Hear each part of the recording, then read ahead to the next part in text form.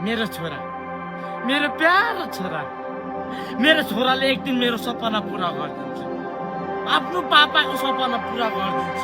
मैले के भने होइन, मेरो छोराले मेरो सपना पुरा गर्छ, मेरो छोराले आफ्नो बाउको सपना पुरा गर्छ। एक दिन गर्छ मेरो छोराले, साँच्ची गर्छ।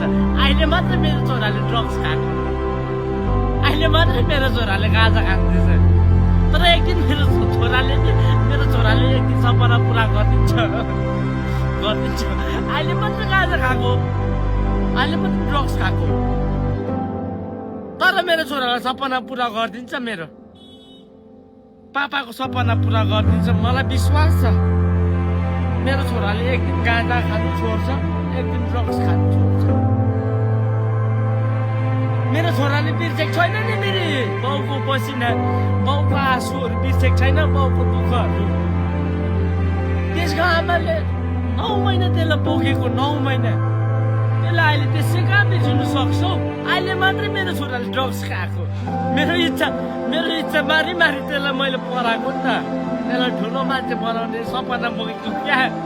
त्यो सपना एक दिन त्यसले पुरा गरिदिन्छ। अहिले मात्र खाएको ड्रग्स छोड्छ, त्यसले त कहाँ अन्त बाउको दुःखहरू बिर्सिन्छ हो त? त्यसले बिर्सिँदैन नि बाउको दुःखहरू, बाउ बिर्सिँदैन फेरि त्यसले बाउ बिर्सिँदैन। कसरी बिर्सोस् अन्त बाउ? यो बाउले त्यसलाई अन्डा जस्तो जोगाएर हुर्काएको, त्यसको आमा बाउ मिलेर त्यसलाई, हाम्रो आमा बाउको सपना त्यसले पुरा गर्छ। मेरो छोराले